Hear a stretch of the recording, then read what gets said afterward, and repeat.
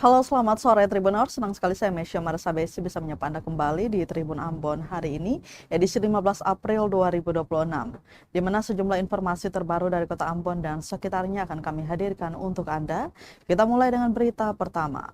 Siswi SMP di Ambon dilindas truk TNI bermuatan chassis 41 hari menderita di rumah sakit. Nasib tragis dialami seorang siswi kelas 9 SMP Negeri 6 Ambon berinisial SKP. Sudah 41 hari sejak insiden kecelakaan yang melibatkan truk TNI bermuatan calon siswa atau chassis, remaja tersebut masih terbaring lemah di rumah sakit setelah menjalani serangkaian operasi besar. Peristiwa memilukan itu terjadi pada Jumat 6 Maret 2026 sekitar pukul setengah 7 di Jalan Jenderal Sudirman, Kecamatan Sirimau, Kota Ambon, tepat di depan kantor Dinas Pariwisata Provinsi Maluku. Saat itu SKP dalam perjalanan pulang usai mengikuti les menggunakan jasa ojek daring yang dikemudikan John Soumuri. Kondisi lalu lintas sore hari terpantau padat merayap, terutama di titik putar balik depan kantor Dispar Maluku. Berdasarkan rekaman CCTV, truk terakhir dalam rombongan konvoi TNI tampak menyerempet sepeda motor yang ditumpangi korban. Benturan itu membuat pengemudi dan korban berjatuh. Namun nahas, truk tidak berhenti dan justru melindas tubuh korban. Warga sekitar yang menyaksikan kejadian segera memberikan pertolongan. SKP kemudian dilarikan ke Rumah Sakit Bayangkara Ambon sebelum dirujuk ke Rumah Sakit Siloam untuk menjalani operasi pada 7 Maret dan selanjutnya menjalani perawatan intensif di RSUP Leimena. Akibat insiden tersebut, korban mengalami pendarahan hebat pada organ hati, cedera serius pada panggul, serta patah pada pangkal paha. Hingga kini ia telah menjalani 3 kali operasi besar dan masih membutuhkan perawatan lanjutan. Ayah korban, Weiber Pagaya, 38 tahun, mengaku telah melaporkan kejadian itu ke Pomdam 15 Patimura, namun ia kemudian menandatangani surat pernyataan damai bersama pengemudi truk Serda Sulaiman Laitupa. Menurut Weiber, keputusan itu diambil dalam kondisi psikologis yang terguncang saat melihat putrinya dalam keadaan kritis. Keluarga korban telah menerima sejumlah bantuan dari pihak TNI, pengemudi ojol, serta pengemudi truk. Namun, ibu korban Mariska Muskita, 41 tahun, menilai bantuan tersebut belum sebanding dengan penderitaan yang dialami putrinya. Ia juga mengaku kecewa karena sejak peristiwa Maijen TNI Putranto Gatot Sri Handoyo tak pernah datang menjenguk hingga akhir jabatannya sebagai Pangdam 15 Patimura.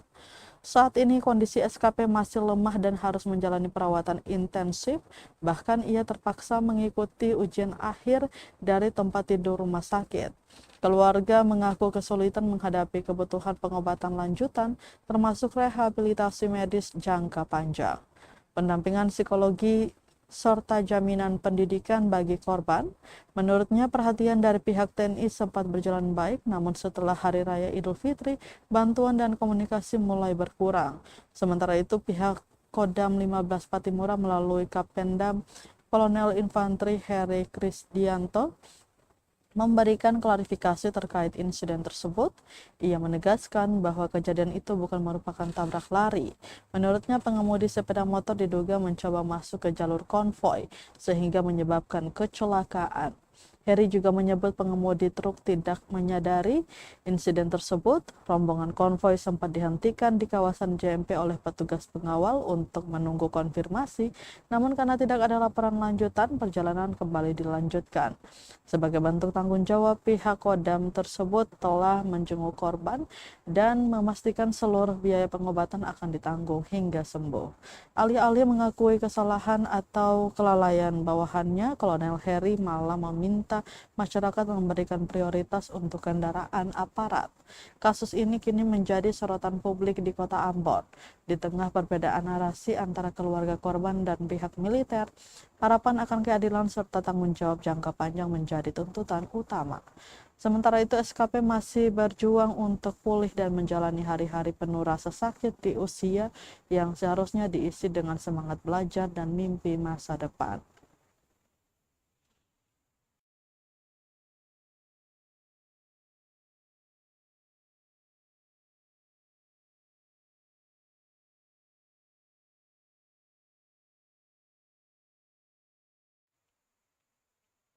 Tribuners penggerebekan di Mardika berawal pesanan 300 drum sianida. Hartini minta Polda Maluku kejar Haji Komar. Haji Komar, nama yang berulang kali disebut Hartini sebagai bos besar pembeli bahan berbahaya dan beracun atau B3 jenis sianida untuk dipasok ke Pulau Buru. 2026 ini masuk tahun ke-15 tambang emas ilegal beroperasi di Pulau Buru. Nama Haji Komar kerap disebut sebagai pemain lama, berperan sebagai pemasok utama sianida. Sementara Hartini diketahui adalah pedagang yang kini berstatus tersangka kasus kepemilikan 46 karton berisi sianida per tanggal 12 Maret 2026 atau kurang lebih 6 bulan pasca penggerebekan sebuah ruko di kawasan Pasar Mardika pada Kamis 25 September 2025. Naiknya status hukum Hartini kemudian berbuntut panjang. Alih-alih penuhi undangan pemeriksaan lanjutan setelah beberapa kali mangkir panggilan polisi, Hartini tiba-tiba muncul di hadapan publik dan lantang menguak cerita hingga keterlibatan sejumlah nama dalam kasus temuan sianida di ruko yang disewanya itu. Bribka Erik Risakota, Bribka Irfan Kaicili, Kompol Suleman, AKP Riando Ervandes Lubis, dan Haji Komar. Haji Komar menurut Hartini merupakan pemilik bahan berbahaya dan beracun itu. Adalah sosok utama di balik kasus temuan sianida yang seharusnya dikejar selain 4 oknum polisi yang telah dilaporkan ke Divpropam Bareskrim Polri atas dugaan pemerasan hingga penipuan. Diceritakan Bribka Erik yang menghubungkan Haji Komar dengan Hartini. Ngakunya sebagai pembeli sianida untuk dibawa ke Pulau Buru. 2 kali pertemuan dengan Haji Komar di Surabaya sebelum Hartini dengan modal percaya pesan sebanyak 300 drum sianida dari PT Inti Kimia Jaya dengan total harga 8,25 miliar rupiah. Dari total harga itu, Haji Komar memberikan 2 miliar yang disetor langsung oleh Bribka Erik ke penyedia sebagai uang muka. Menyusul 6,25 miliar untuk pelunasan agar pesanan bisa dikirim ke Ambon Namlea. 6,2 miliar rupiah itu menggunakan dana pribadi Hartini untuk talangi sementara pelunasan. Nahas ratusan drum sianida yang dirubah kemasan menjadi karton itu ditangkap dan diloloskan di 2 pelabuhan, yaitu Pelabuhan Yosudarso Ambon dan Pelabuhan Namlea. Sebelum penggerebekan ruko di Mardika, Kamis 25 September 2025, cerita berubah menjadi drama diduga pemerasan hingga penipuan yang berujung dilaporkan ke Bareskrim Polri oleh tim kuasa hukum Hartini. Hartini yang mengaku tak tahu menau soal kegunaan sianida pun kehilangan miliaran rupiah. Kamis 9 April 2026, Hartini didampingi tim kuasa hukum akhirnya penuhi panggilan penyidik Direktorat Reserse Kriminal Khusus atau Ditreskrimsus Polda Maluku untuk pemeriksaan dalam statusnya sebagai tersangka 9 April 2026. Bersikap kooperatif, tim kuasa mengajukan penangguhan penahanan yang kemudian dipertimbangkan penyidik.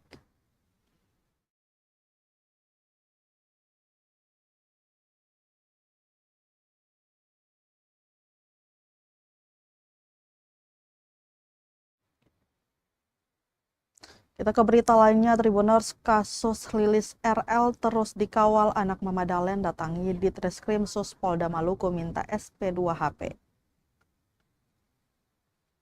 Penanganan kasus dugaan pencemaran nama baik yang menyeret konten kreator Facebook Liliana alias Lilis RL terus dikawal pihak pelapor. Untuk memastikan proses hukum tetap berjalan, anak pelapor Astrid Matita 36 tahun bersama tim penasihat hukum mendatangi Direktorat Reserse Kriminal Khusus atau Ditreskrimsus Polda Maluku Selasa 14 April 2026. Kedatangan mereka sekaligus menyerahkan surat permohonan surat pemberitahuan perkembangan hasil penyelidikan atau penyidikan atau SP2HP atas laporan yang sebelumnya diajukan oleh ibunya, Magdalena Matita alias Mama Dalen. Penasihat hukum pelapor Nimrod Soplanit menjelaskan langkah tersebut diambil untuk memastikan penanganan perkara berjalan sesuai prosedur hukum yang berlaku. Permohonan SP2HP merujuk pada laporan polisi nomor LP-B-148-4-2026-SPKT- Polda Maluku tertanggal 1 April 2026 terkait dugaan tindak pidana pencemaran nama baik sebagaimana diatur dalam pasal 441 Junto 433 Undang-Undang Nomor 1 Tahun 2023 KUHP baru atau Undang-Undang ITE. Menurut Nimrod, seluruh keterangan pelapor, saksi, serta dokumen pendukung telah diserahkan kepada penyidik. Karena itu pihaknya menilai penting untuk mengetahui perkembangan penanganan perkara. Dia juga menekankan bahwa permintaan SP2HP merupakan hak pelapor sekaligus bentuk kontrol terhadap kinerja aparat penegak hukum. Lebih lanjut, pihaknya menyatakan langkah tersebut bukan bentuk tekanan, melainkan bagian dari sinergi untuk menjaga transparansi dan akuntabilitas dalam proses hukum. Diketahui kasus ini bermula dari laporan Magdalena Matita 60 tahun, seorang penjual rujak di kawasan Atsepai yang merasa nama baiknya dicemarkan melalui sejumlah konten di media sosial. Laporan tersebut telah diterima polisi dengan nomor STTP-67-3 Kuasa hukum menyebut dugaan pencemaran tidak hanya berasal dari satu unggahan, tetapi juga tersebar dalam berbagai konten dan kolom komentar. Nama Liliana alias Lilis RL pun ikut terseret. Ia dikenal sebagai konten kreator sekaligus penyanyi lagu Uang Merah-Merah. Di sisi lain, Lilis RL mengaku telah berupaya menyelesaikan persoalan tersebut secara damai dengan meminta maaf kepada pihak pelapor. Namun permintaan maaf tersebut belum diterima oleh Mama Dalen dan keluarga. Meski demikian, Lilis menyatakan siap mengikuti proses hukum yang sedang berjalan. Kasus ini kini masih dalam tahap penyelidikan di Ditreskrimsus Polda Maluku. Sementara pihak pelapor berharap adanya kepastian hukum melalui perkembangan penanganan perkara yang transparan.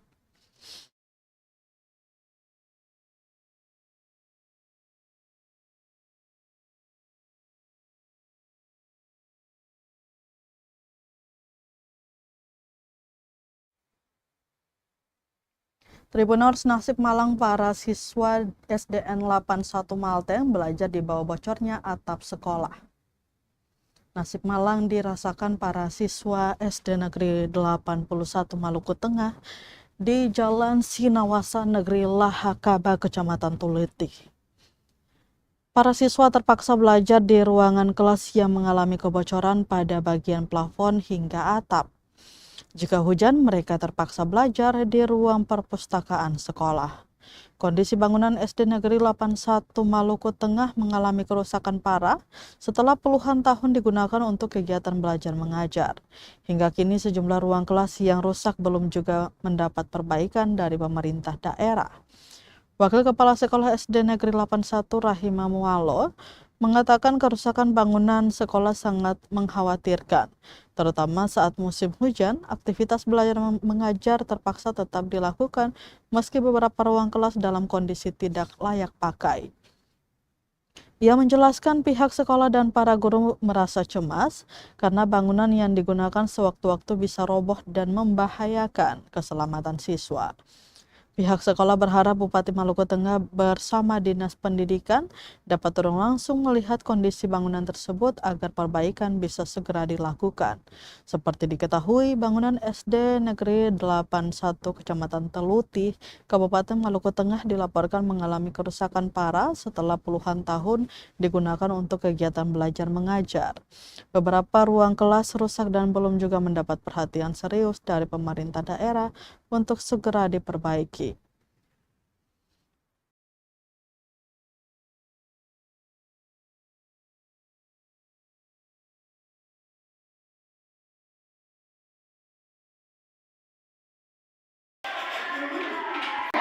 Kalau hujan besar itu kita tampung anak-anak dalam satu kelas yang bisa tidak terjadi, tidak ada bocor, bisa ditempati. Kalau bahkan angin sudah semuanya keluar masuk di ruangan kantor. Sehingga kadang-kadang kakak belajar juga kakak tidak begitu fokus karena kalau misalnya ada hujan, ada angin, akhirnya kakak kalau proses belajar akan terhambat. Semua kami dari Dewan Guru mengharapkan agar pemerintah daerah sampai ke beberapa pusat untuk melihat hal ini karena SD Negeri 81 ini dari dulu sampai sekarang kita sudah usaha, bahkan ada pemilihan anggota dewan kita sudah usulkan tapi sampai sekarang ini tidak realisasi. Duduk tenang.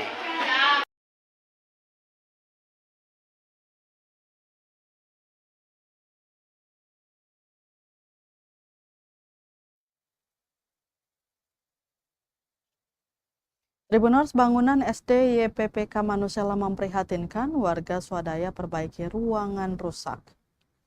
Bangunan SD Yayasan Pembinaan Pendidikan Kristen atau YPPK Manusela bertahun-tahun dalam kondisi memprihatinkan.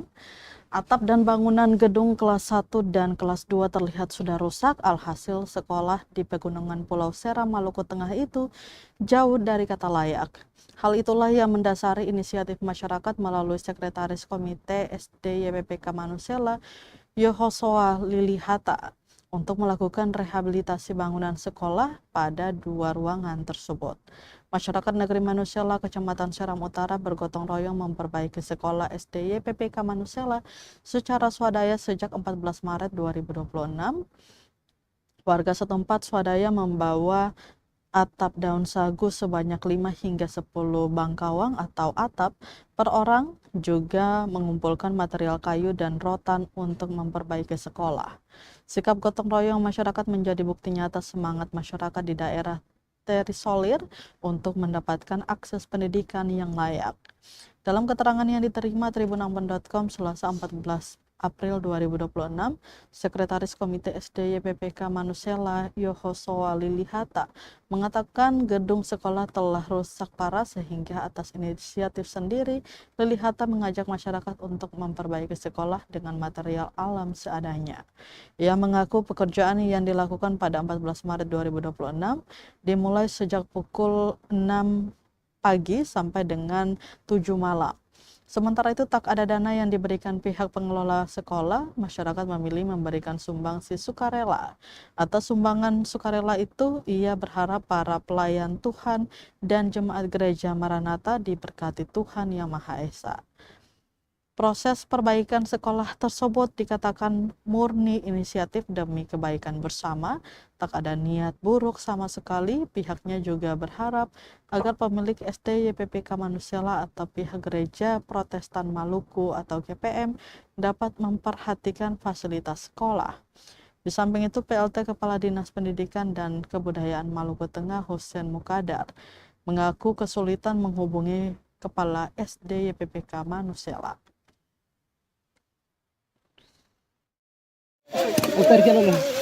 Dari pribadi beta sebagai sekretaris komite kepada seluruh warga masyarakat, orang tua siswa menyeluruh di negeri Manusela pada umumnya lewat gotong royong, yaitu masohi, arti kata masohi. Sehingga dari situ meyakini bahwa secara persekutuan, secara beragama, mengimani, sehingga apa yang katong buat itu, beta buat itu sangat baik untuk pendidikan SD Yayasan YBC Tanala. Sebab di dalamnya kami berpikir bahwa topangan dan dukungan yang kebersamaan yang kami ikatkan di dalam negeri sebagai anak negeri dan juga anak adat yang tidak terpisahkan, sehingga lewat persekutuan secara adat yang murni, sehingga tidak terpisahkan, sehingga satu kuku, satu darah, satu daging, sehingga semua segala sesuatu proses pembangunan apapun di dalam kami mengatur semua segala sesuatunya satu hati, satu darah, sehingga kami bersatu padu untuk menyelenggarakan semua segala pembangunan. Tidak ada punya jebakan-jebakan apapun, sehingga kami menyelesaikan semua segala sesuatu rehapan itu dengan baik, mulai dari pukul 6 sampai jam 7 dengan kebaikan dan kesejahteraan yang kami nikmati.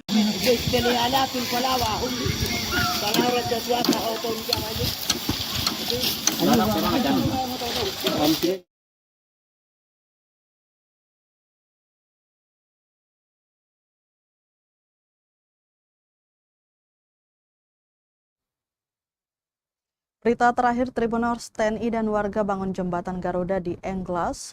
Akses kebun hingga sekolah kini lebih mudah. Sinergi antara TNI dan masyarakat kembali terlihat nyata di Kabupaten Seram bagian timur SPT. Kali ini kolaborasi tersebut diwujudkan melalui pembangunan jembatan Garuda di Desa Englas, Kota Bula, Selasa 14 April 2026. Jembatan ini menjadi akses vital bagi warga karena menghubungkan jalur menuju kebun, sekolah, serta pusat aktivitas ekonomi masyarakat. Sebelumnya kondisi jembatan yang ada sangat memprihatinkan dan kerap menyulitkan mobilitas warga, terutama saat musim hujan. Melihat situasi tersebut, TNI bersama masyarakat setempat turun tangan melakukan pembangunan secara gotong royong.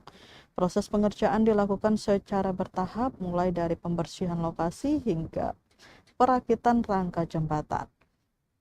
Dan Ramil Bula, Kapten Infanteri Mjen Anjarang, mengatakan keterlibatan TNI merupakan bagian dari tugas pembinaan teritorial sekaligus bentuk kepedulian terhadap masyarakat.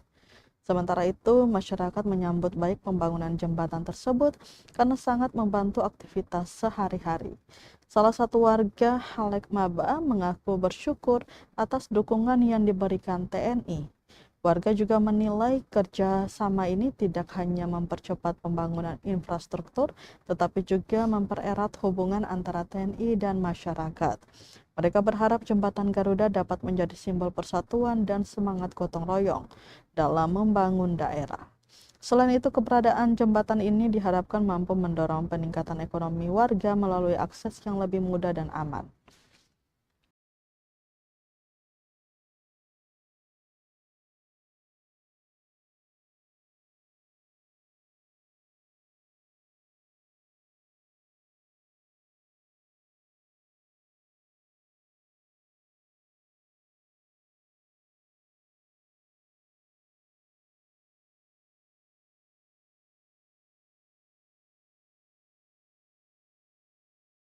Download Tribun X sekarang, menghadirkan lokal menjadi Indonesia.